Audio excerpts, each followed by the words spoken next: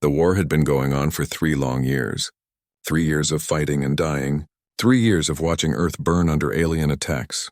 The enemy was called the Krell, and they were strong. Too strong. Jake Morrison stood on the bridge of the last defense station floating above Earth. Through the window he could see hundreds of Krell warships getting ready for their final attack. They looked like dark clouds blocking out the stars. Next to him, Sophie Blake checked their weapons for the last time. Her face was tired, but her hands were steady. She had been fighting beside Jake since the war started. "We have power for one more shot," Sophie said quietly. "After that, we're done." Jake nodded. He had known this moment would come. The Krell had already taken Mars. They had taken the moon bases. They had taken everything except this one station. Down on Earth, cities were burning. Millions of people were dead or hiding. Behind them, the rest of the crew worked in silence. Everyone knew they were about to die. But no one was running away. They were all ready to fight until the very end. "Captain Morrison," a voice called out. It was Greg Palmer at the communication station. "We're getting a message from Admiral Thrace." Jake looked at Sophie. Admiral Thrace was in charge of what was left of Earth's space fleet. If she was calling now, it meant the end was very close. "Put her on screen," Jake said. The Admiral's face appeared on the main screen. Blood was running down the side of her head. Her uniform was burned and torn. Behind her, people were running and screaming. "All units, this is Admiral Thrace," she said, her voice shaking. "I'm ordering everyone to retreat to the moon base. We can't win this fight. We've lost." The words felt like a punch to the stomach. Lost.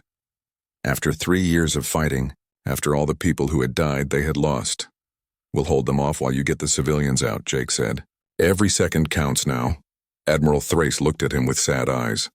"Make them remember that humans don't give up easy, Commander. Make them remember us." The screen went black. A moment later, the station shook hard. A massive Krell ship had broken through their defenses. It was firing its weapons at them. "Everyone to battle stations," Jake shouted. "Sophie, target that ship's engines." "Greg, tell me how bad the damage is." The station's last weapons fired. They hit the Krell ship, but it wasn't enough. It would never be enough. The Krell ship kept coming closer. Then Jake saw them. Small pods were shooting out from the Krell ship, heading straight for the station. Boarding pods. The Krell were coming to kill them face to face. "They're boarding us," Sophie said, pulling out her weapon. Jake drew his gun. If this was how it ended, he would make sure the Krell remembered this fight. "Let them come," he said. The pod slammed into the station's hull with loud crashes. Then came the sound of metal being cut open. The Krell were coming through the walls. The bridge doors exploded inward. Krell soldiers poured in.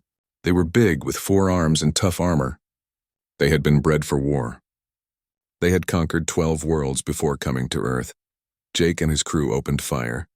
The first few Krell went down, but more kept coming. There were too many of them. Sophie fought beside Jake, her gun never stopping. Greg was hit in the shoulder but kept fighting. One by one, the crew members fell. But they took Krell soldiers with them. Jake's gun clicked empty. A Krell warrior rushed at him. Jake dodged and smashed the alien in the face with his gun. The Krell stumbled back and Jake grabbed a knife from his belt. The fight was brutal and fast. Jake's training kicked in. He moved without thinking, fighting with everything he had. But there were just too many enemies. A Krell soldier hit him hard in the chest. Jake flew backward and hit the wall. Pain shot through his body. He could taste blood in his mouth. Through blurry eyes, Jake saw Sophie still fighting. She was surrounded but wouldn't give up. Greg was down but still moving.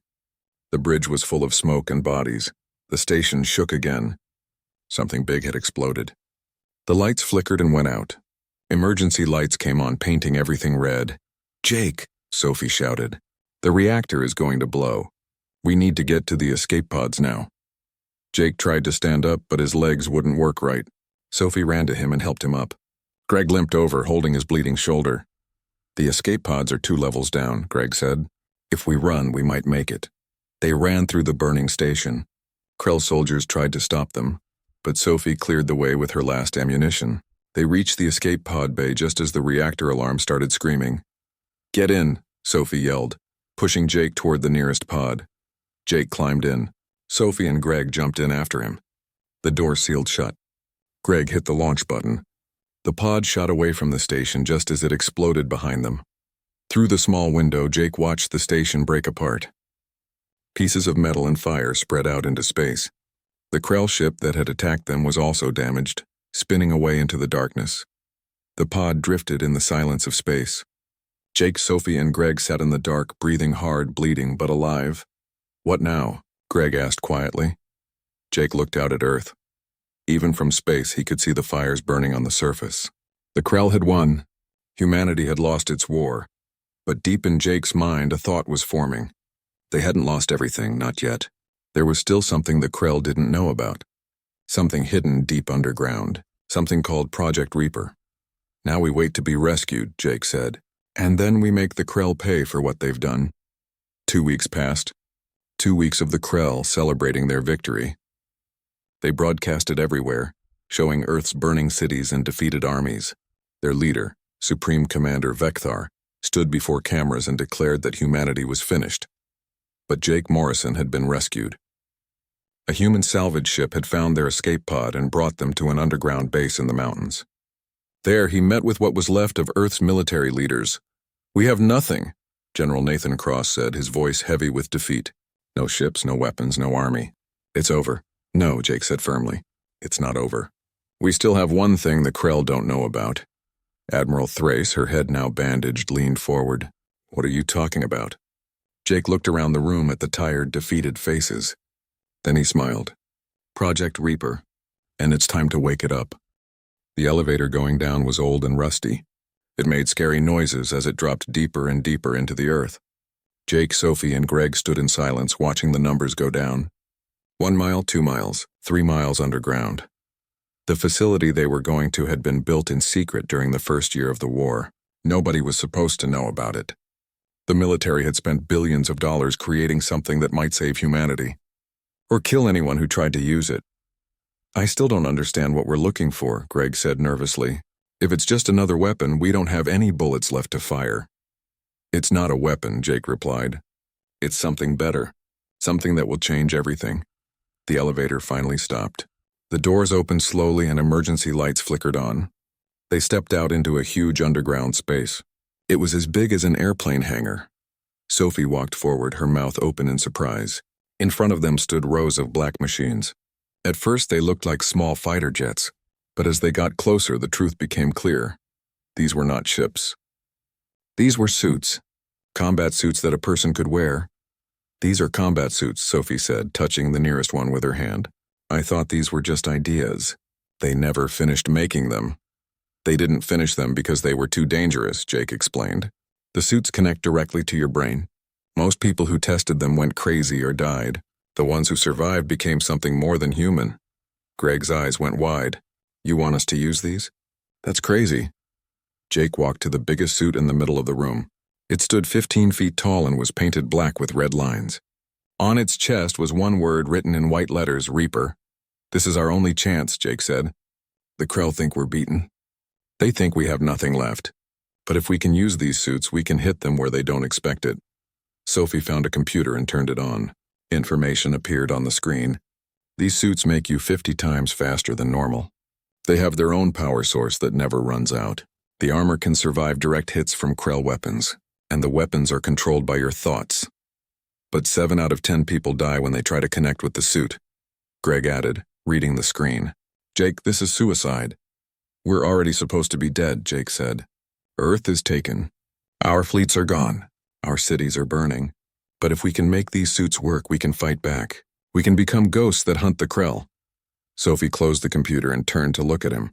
"If you're doing this, then I'm doing it too." Greg took a deep breath. His hands were shaking, but his voice was steady. "I guess someone needs to keep you two alive. I'm in." The process of connecting with the suits took 3 days. 3 days of pain and fear. Thin wires had to be pushed into their spines. Computer programs had to map every part of their brains.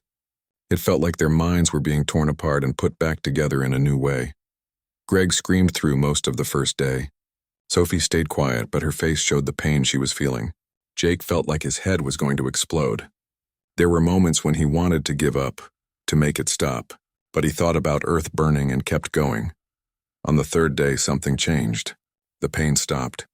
Jake opened his eyes inside the cockpit of the Reaper suit, and everything was different. He could feel the suit like it was his own body. When he thought about moving his arm, the suit's arm moved. When he wanted to see behind him, sensors showed him everything around him. The suit's reactor hummed in its chest and Jake could feel it like a second heartbeat. Systems are working. Sophie's voice came through the radio, clear and strong. She had connected with a suit called Phantom. It was designed for sneaking and hiding. I feel amazing. Like I could run forever. Same here, Greg added. His suit was called Hammer and was built for heavy fighting. Though there's a computer voice in my head telling me weird things about my body. That's the combat computer, Jake explained. It watches your health and helps you make decisions in battle. You'll get used to it. They spent 2 days learning how to use the suits, learning how to walk in them, how to fight, how to work together. The suits made them into living weapons. They could jump over buildings. They could tear through steel walls. They could fire enough weapons to destroy entire city blocks. Finally, Admiral Thrace contacted them with their first mission. She showed them a hologram of a Krell base 50 miles north of where Denver used to be. This is a Krell supply base, Thrace explained. They're using it to support their army on Earth. We think there are about 200 Krell soldiers there, along with big guns and defenses. 200 against 3, Greg said quietly. Sophie smiled, but it wasn't a happy smile. Sounds fair to me. Jake studied the hologram carefully. The base had high walls, cameras everywhere, and automatic guns. A direct attack would be stupid. Good thing they weren't planning a direct attack. Sophie, you take out their radios so they can't call for help. Greg, you hit their weapon storage and blow it up. I'll go for the command center where their leaders are. And after that? Admiral Thrace asked. Jake's smile was cold and hard. Then we show the Krell what happens when they try to take our world. That night, 3 dark shapes flew toward the Krell base. They moved fast and low to the ground. The Krell guards never saw them coming. Sophie reached the radio tower first. She moved like a ghost, her phantom suit making almost no sound. The Krell guards at the tower didn't even know she was there until it was too late. She destroyed the radio equipment in seconds. At the same time, Greg crashed into the weapon storage building like a meteor. His hammer suit's heavy guns tore through the walls. He fired into the stored ammunition and rockets, then jumped out just before everything exploded. The explosion lit up the night sky like a small sun. The blast was so big that it knocked down nearby buildings. Krell soldiers ran everywhere, shouting and confused. Jake landed on top of the command center. The Krell inside were trying to figure out what was happening. They were looking at screens and yelling at each other. They didn't see Jake crash through the ceiling. The Reaper suit moved faster than the Krell could see. Jake's weapons fired with perfect aim. The suit made every movement smooth and deadly. The Krell commanders tried to fight back, but they had no chance. One Krell officer managed to grab a big gun and fire it at Jake. The blast hit the Reaper suit's shield and bounced off. Jake grabbed the gun and crushed it in his metal hand. Then he threw the officer into a wall. In 10 minutes, the battle was over. 200 Krell soldiers were dead. The supply base was destroyed. And 3 human-shaped shadows disappeared into the night, leaving only fire and smoke behind them. The next morning, Supreme Commander Vecthar watched the video recordings from the base. His 4 eyes stared at the screen as he saw his soldiers being destroyed by 3 unknown enemies. Most of his officers looked scared. But Vecthar smiled slowly. So the humans still want to fight, he said quietly. Good. I was getting bored anyway. Let's hunt these ghosts down. Over the next 2 months, Jake's team hit the Krell 12 more times. Each attack was quick, deadly, and impossible to predict. They destroyed supply trucks, command posts, weapon storage, and radio towers. The Krell started calling them the Ghost Squad because no one could catch them. More people wanted to help. They heard stories about Jake, Sophie, and Greg and wanted to join the fight. More volunteers came forward, willing to risk their lives to connect with the combat suits. Many of them died during the process, but the ones who lived joined the Reaper program. After 3 months, they had 15 working suits. After 6 months, they had 30. Each pilot became a ghost, hunting Krell soldiers in the ruins of Earth cities. Stories spread among the survivors. Hope began to grow again. But Supreme Commander Vecthar was not sitting still. He was angry and determined to destroy the humans who kept attacking his forces. He brought in the best hunters from the Krell Empire. He brought new technology and the deadliest warriors the Krell had. Now the hunters had become the hunted. Jake knew it was only a matter of time before the Krell learned how to fight back. His team had been too successful, too predictable. So when Admiral Thrace called an emergency meeting, he wasn't surprised. We've intercepted Krell communications, Thrace said, her face serious.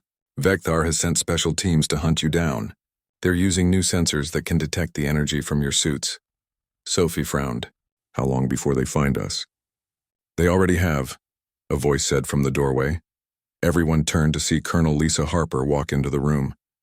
She had been leading missions in the outer areas. Her face was dirty and tired, and her eyes looked scared. I barely escaped, Harper said. They ambushed my team 20 miles from here. We lost 6 suits. The Krell have built something new. Big machines designed to kill us. Jake's face went hard. Show us.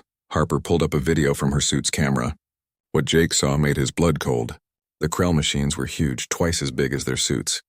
They moved fast and carried weapons that could punch holes through their armor.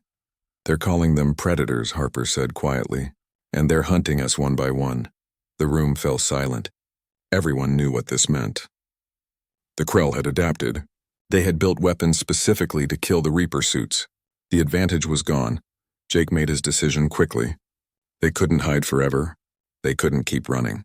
If the Krell wanted a fight, he would give them one. We attack first, Jake announced.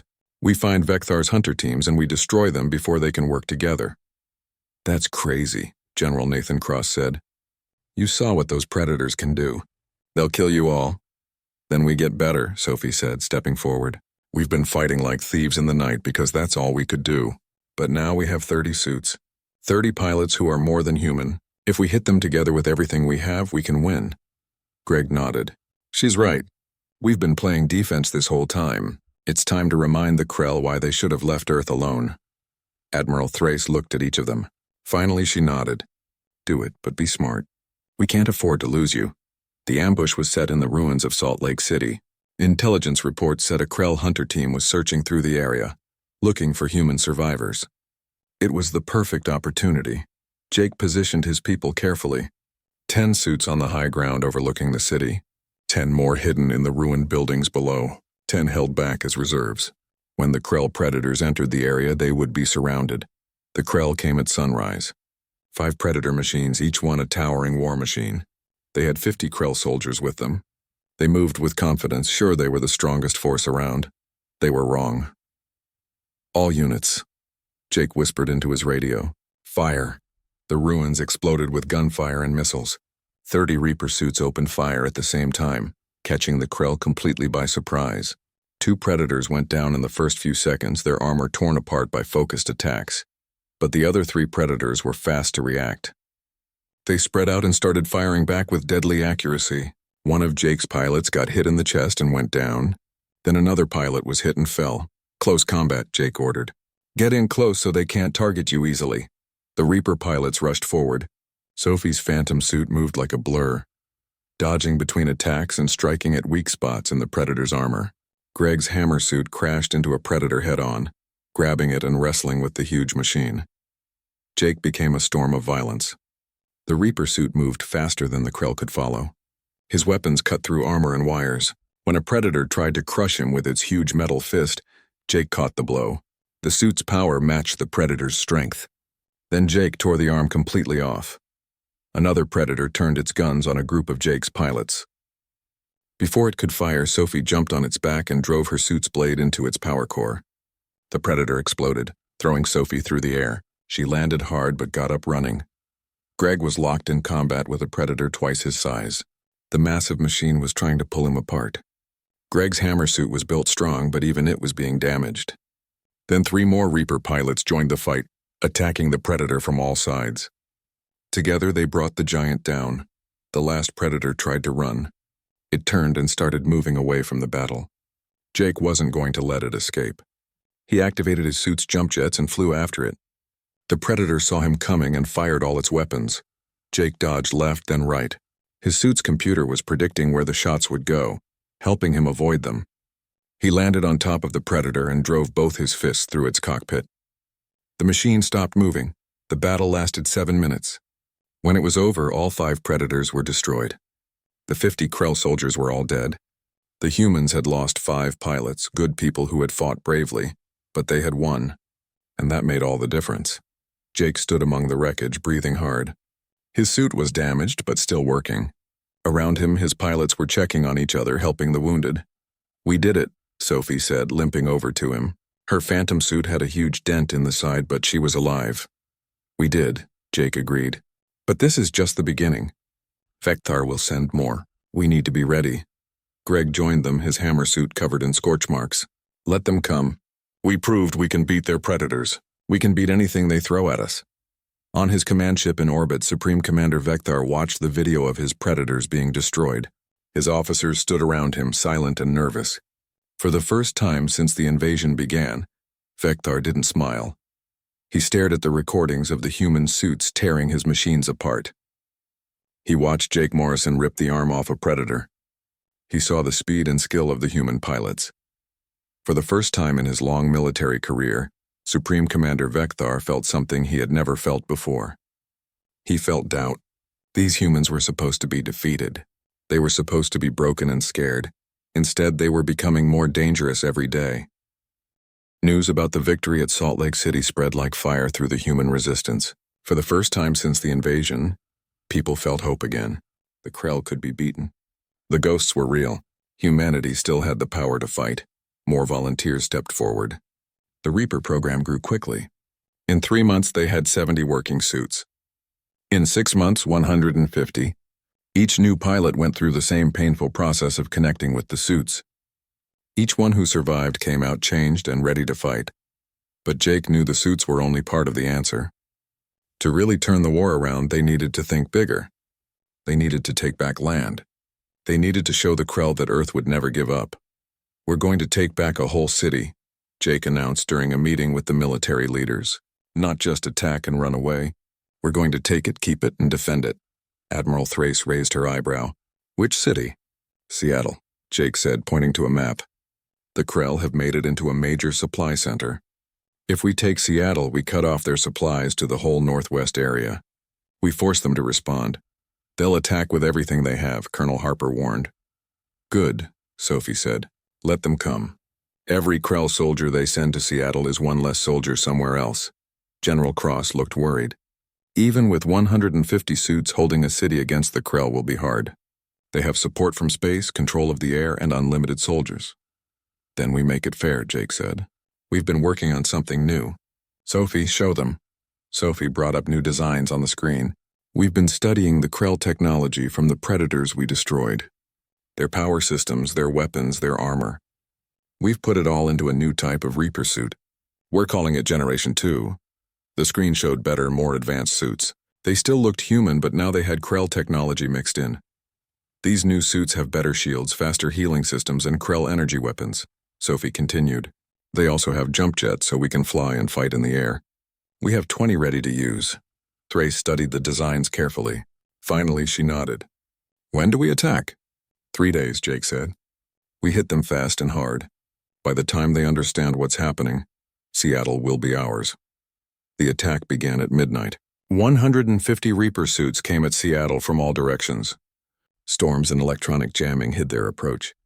The Krell never saw them coming. Jake led the main force straight through the center of the city. The new Generation 2 suits worked perfectly. When Krell fighters flew up to stop them, the jump jets let the Reaper pilots fight in the air. When Krell ground troops tried to defend, the better weapons tore through their positions. Sophie's team attacked the Krell command center with perfect timing. Greg's heavy assault team took over the spaceport, stopping any help from coming down from orbit. And Jake, in the Reaper suit, cut a path straight to the Krell governor's fortress. The fortress had thick walls and many guards, but Jake didn't slow down. He blasted through the outer walls, fought through hallways full of Krell soldiers, and finally reached the governor's room. Governor Zalthar was waiting with his personal guards. He was a veteran Krell commander, old and experienced. You cannot win, Zalthar said calmly. Supreme Commander Vecthar will send a whole fleet to take back this city. Jake's voice came through the Reaper suit's speakers, cold and mechanical. Let him come. Let them all come. We'll be waiting. The fight was quick and brutal. The governor's guards attacked together, but Jake was faster. His suit's weapons fired with perfect aim. His movements were too quick to follow. When it was over, Zalthar lay on the floor, dead. Seattle belonged to humans again. The news spread across Earth and beyond. Humans had taken back a city. The impossible had happened. Resistance fighters all over the planet celebrated. Hope, which had been dying, began to burn bright again. But Jake knew this was just the start. The Krell would come back with massive force. They had to be ready. He stood on the roof of the fortress, watching the sun come up over Seattle. The city was damaged but still standing. For a moment, Jake let himself feel proud. They had proven that humanity could fight back. Now they had to prove they could hold what they had won. All units set up defenses, he ordered. Make every street a trap. Set up anti-air guns, plant mines everywhere. When the Krell come back, we're going to make them pay for every step. Sophie's voice came through his radio. Jake, we're detecting huge energy readings in orbit. Krell fleet coming. They'll be here in 6 hours. Jake smiled inside his helmet. Good. I was hoping they would hurry. His pilots worked through the morning, turning Seattle into a fortress. Every building became a gun position. Every street was trapped and mined. Anti-air weapons were set up on every rooftop. The Reaper suits stood ready, waiting for the enemy. In orbit above Earth, Supreme Commander Vecthar gathered the biggest fleet he had ever commanded. 50 warships, 10,000 soldiers, dozens of Predator machines. He would crush this human resistance once and for all. But as he looked at the reports from Seattle, at the videos of human suits cutting through his forces, Vecthar felt that doubt again. These humans had surprised him at every step. They were supposed to be defeated. They were supposed to be scared and broken. Instead, they had taken back a whole city. What else were they hiding? Begin the attack, Vecthar ordered. I want that city destroyed. Kill them all. The Krell fleet started moving toward Earth. 50 huge warships filled with soldiers and weapons. They were coming to take back Seattle and kill every human they found there. Jake watched them coming on his suit's sensors. He could see the massive fleet getting closer. Any normal person would be terrified, but Jake just felt calm and ready. All pilots, get ready, he said over the radio. This is what we've been training for. This is where we show the Krell that Earth will never surrender. Sophie checked her weapons one more time. We're with you, Jake, whatever comes. Greg's voice was steady and strong. Let's show these aliens what humans can do when we fight for our home. All across Seattle, 150 Reaper pilots waited. They had come from different places, different backgrounds, but they all shared one thing. They were willing to die to protect Earth. The Krell fleet entered the atmosphere. The sky turned dark with ships. Thousands of soldiers began dropping toward the city, and the battle for Seattle began. The Krell fleet fell on Seattle like a storm. 50 warships, hundreds of transport ships, thousands of soldiers. Supreme Commander Vecthar himself led the attack, determined to destroy the human resistance once and for all. What he found waiting for him was beyond anything he had imagined. The humans had turned Seattle into a death trap. Every building had guns. Every street had mines and traps. Anti-air weapons filled the sky with fire. And everywhere, the Reaper suits waited like silent guards of death. But that was not the worst thing. As the first wave of Krell ships entered the air, they were met by something new.